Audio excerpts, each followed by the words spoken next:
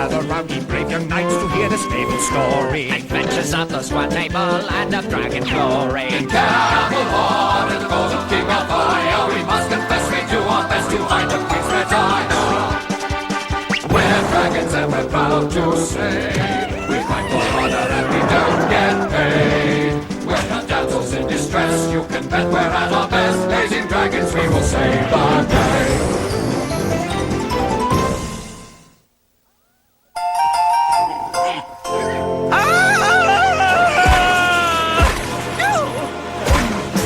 The silly scale is broken.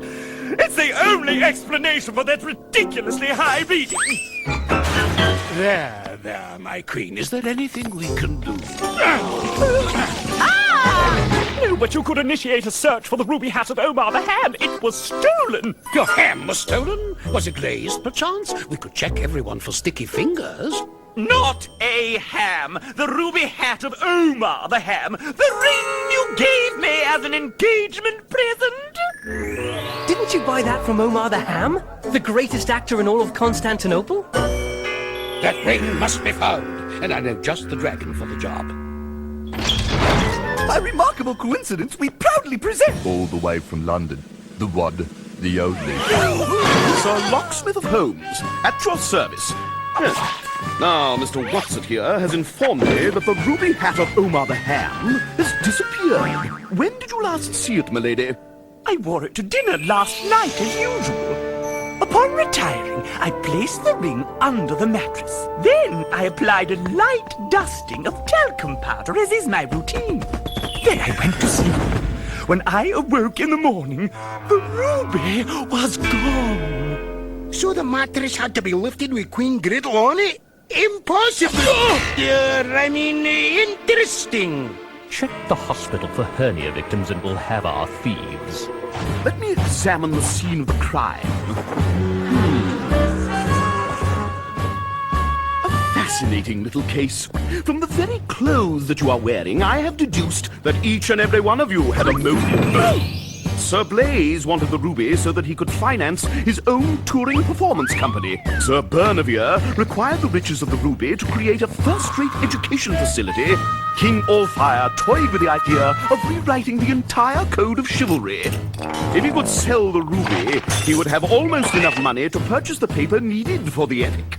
Even Queen Griddle is suspect, as she could have created the theft as a hoax to divert attention from her recent weight gain. Alleged weight gain! Nothing's been proven. Quite right, milady. For Sir Lancelot, the ruby would allow him to graduate to full-time loafing.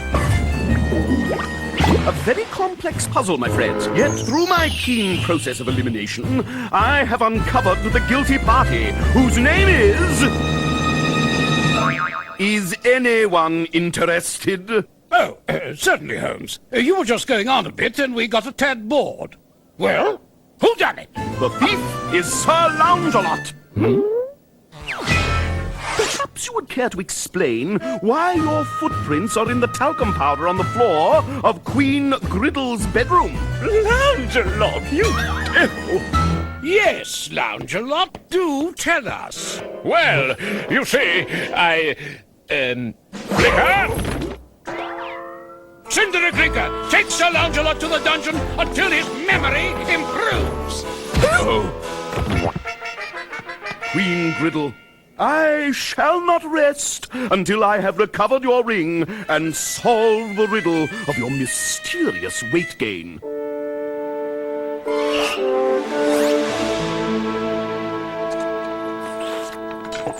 I had no idea that this detective work was so physical. We should ask for danger pay.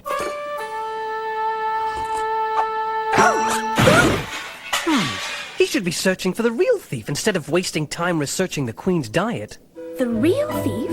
You mean Sir Lancelot didn't do it? Sir Lancelot could never pull off a heist that clever. He'd have made me do it. He must tell us what he's up to. Now, are you sure you don't care for a mushroom? Go peddle your produce elsewhere. Good day, Lucky. Oh, goody. Here comes the other half of the salad bar. Don't mention that we're forming a quartet and there's an opening for a tenor. Hello, lads. Can we have a moment with your mate there? Flicker, get me out of this cesspool before I start to sprout roots! It would help if you told me what you were doing in Queen Griddle's room last night. I was simply going to adjust her wretched scale so that it would indicate that her royal tonnage had decreased in weight rather than increased. Suddenly, the great whale rolled over, taking me by surprise. I then narrowly escaped out the bedroom window and into the moat.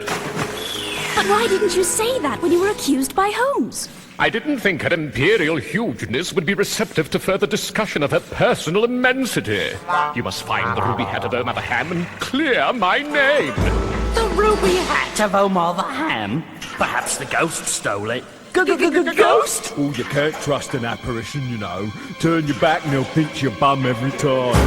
That is a twist. Come, Flame. We must examine the crime scene immediately.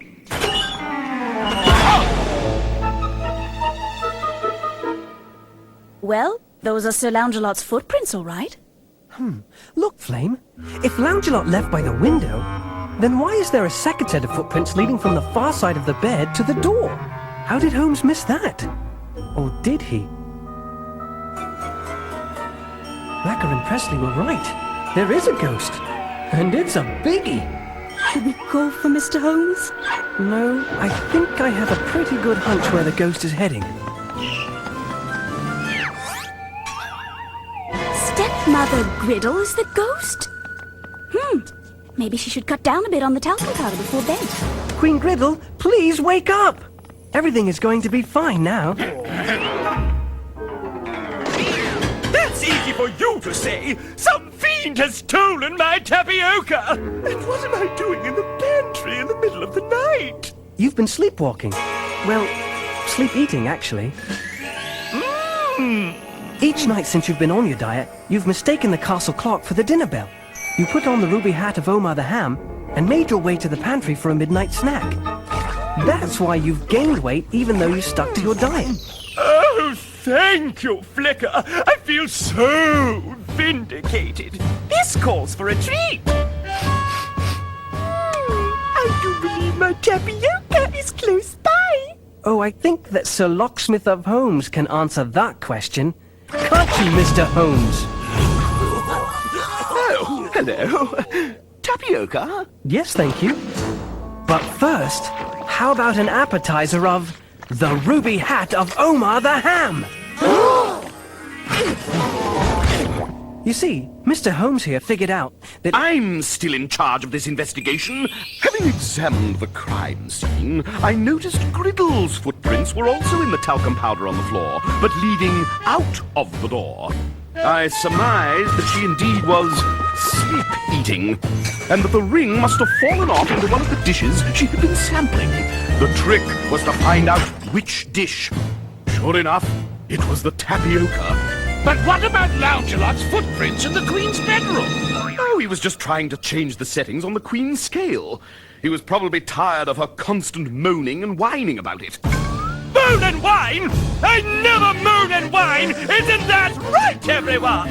Never, milady, never. So true, my dear. So true. Bunny is our queen. But one question remains. Why did you frame Sir Langelot? Oh, I needed time to find out where Griddle dropped the ruby. There's no work in solving crimes. I just needed a little nest egg to tide me over. Sir Locksmith of Holmes will be back. Mark my words. Detective work is too cerebral. Yes, my head hurts too. Now I know why the police wear helmets. Yes, my queen. I would rather have rotted in the dungeon than to stand up in public and take credit for a good deed that was meant to remain unheralded. You are a noble knight, Sir Langelot, and your advice to refrain from dieting and thereby increase my amount of beauty sleep is brilliant! I think we'll all be getting a lot more sleep with the queen packing it on. Packing in her diet. Perhaps not everyone, my lord.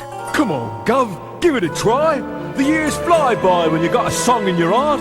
And a nice slick of algae on your throat. We've got a lovely slick of algae growing in the back of our throats. Come on, everybody!